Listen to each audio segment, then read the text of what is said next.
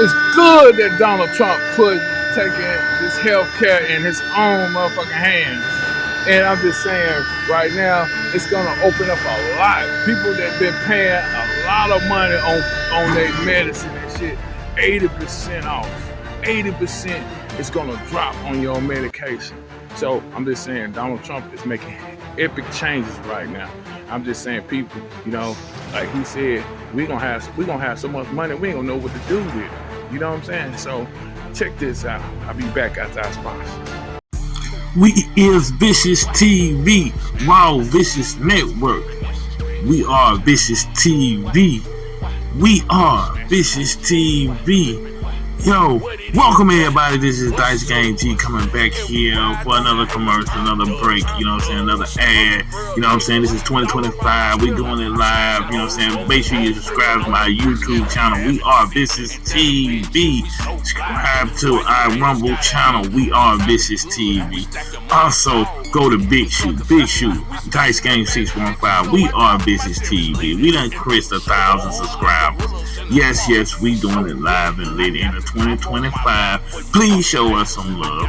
Me and Dickie Jr., we want to go and live stream on, YouTube. We only got 36 subscribers. Please go to YouTube and hit that subscribe button. Make sure you hit that like button after you view one of them videos, or you know what I'm saying, them shorts. I'm telling them shorts be live and lit. You know what I'm saying? We doing it big here. You know what I'm saying? On Raw Vicious Network. That's what we're gonna be changing to. And I hope I see and hear from everybody. Make sure you hit that comment. Please hit that comment. We want to hear from you. Please, you know what I'm saying? Join us on Telegram as well as we are VishusTv and Dickie and Dice Game Show. We doing it big, yo. You know what I'm saying? And get ready. All the truth is gonna be revealed. Trust. I'm so turned up. Murfreesboro nigga, baddest grilla, earn bucks. I'm a gorilla, I kill you for my turn, cuz I hop up in that Chevy riding heavy burn. Now back to our presentation. Americans pay 3 times as much for prescription drugs than citizens of peer nations. Stacey, listen to what President Trump said he wants to see now. It's called Most Favored Nation. We are going to pay the lowest price there is in the world. We will get whoever is paying the lowest price. That's the price that we're going to get. Stacey, you laid out some of what the president hopes he can do. How realistic, though, is that kind of price decrease so suddenly? I wouldn't expect to see changes soon, even if changes do occur. I think there are a couple of incredibly difficult challenges associated with lowering prices to what our international peers pay. And one of the most basic challenges is that we don't really know what they pay. So we might know what the sticker price is for them, the list price of the drug, but we might not actually know what the negotiated discounted price is that they pay. So there are a lot of details here that will slow this process down. Basically, if I were a patient, I would not necessarily expect to see any changes in the price you're paying at the pharmacy for quite some time. The president, though, is hinting that he would use other federal agencies to make doing business harder for the big pharmaceutical companies if they don't cooperate. For example, he's threatening antitrust actions by the Department of Justice. He's also saying that the government is going to be targeting not only drugs that they pay for under Medicare, but Medicaid. And the order directs the FDA to look into importing more drugs from foreign countries. What do you think of those potential actions? Could that be enough to scare these drug companies essentially into lowering prices? It's possible that it could move the needle for some companies and some products, especially for companies that have products that maybe are ending their normal life cycle. So maybe they're facing generic competition. So those companies might be willing to be one of the first to negotiate a favorable deal. But by and large, many of the policy options that have been put forward under this executive order have been things that have been explored either under the current administration or prior administrations, and they're very difficult to implement. A very good example is drug importation. A lot of those policies rely on things like importing drugs through Canada, which we've seen over and over. Canada is not willing to participate in a drug importation program with the U.S. when thinking about large purchases from the U.S. So I think that these are threats, but whether or not the drug companies think that these are going to be credible threats is something different.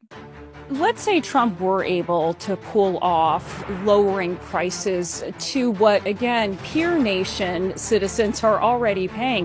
How big of an impact would that have on U.S. consumers? It would depend a lot on which programs are affected and which drugs.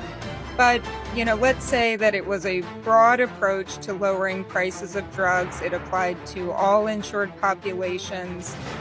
It could have a substantial impact. Again, the logistical challenge of understanding what price is paid in other countries is one that has not been solved, even as the Center for Medicare and Medicaid Services has explored different options for implementing this type of policy.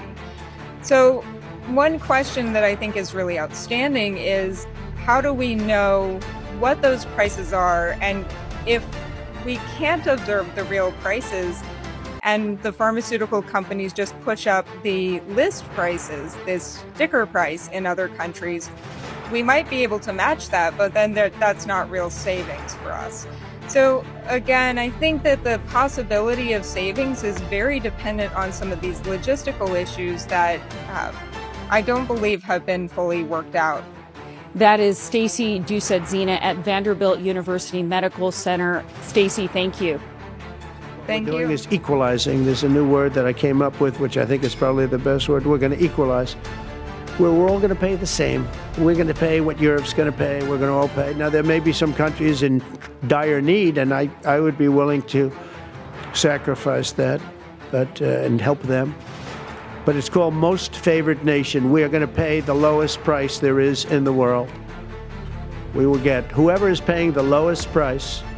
That's the price that we're going to get. So remember that. So we're no longer paying 10 times more than another country. Whoever is paying the lowest price, we will look at that price and we will say that's the price we're going to pay. A common asthma drug costs almost $500 here in America, but costs less than $40 in the United Kingdom. So $40 in the United Kingdom, which is where this gentleman told me he paid a small amount for his shot.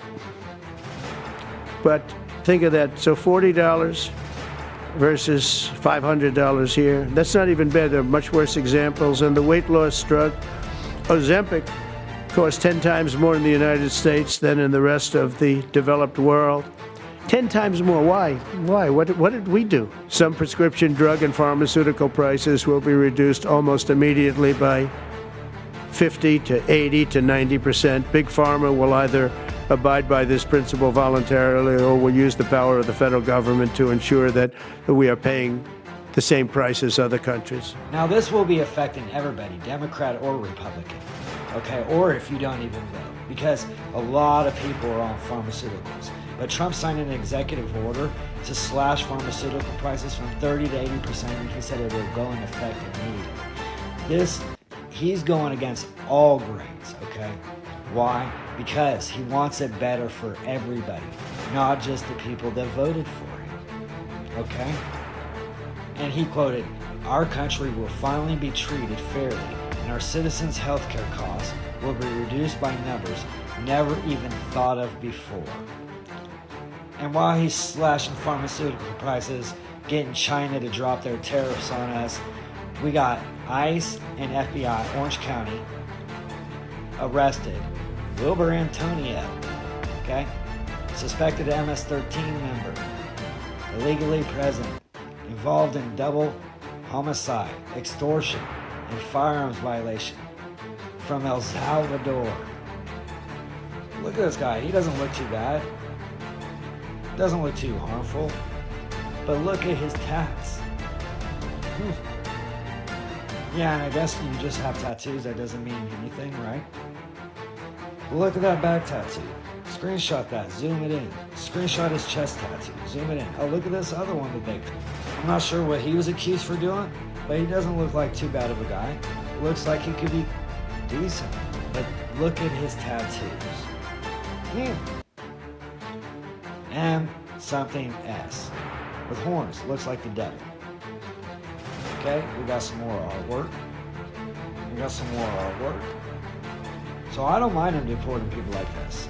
And anybody that wants to get in the way and try to defend these type of people from being deported with ICE agents and FBI, they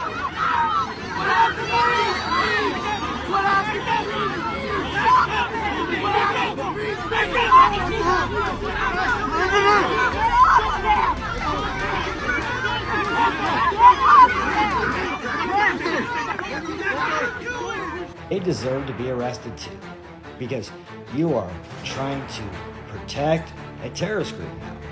Okay? That's what the fuck they are. Cartels are labeled terrorist groups. Fuck around to find out. That's what Trump does. He gets us tariff deals, lower pharmaceuticals, lower taxes, kicking out all the gang members, sending them to another country where we get to pay way cheaper to house these criminals than we would in the United States. Why wouldn't we do that? Okay, Trump's a boss. Don't forget it. He's going to go on history as the best fucking president. Watch. United we stand, divided we fall. Trump 2020.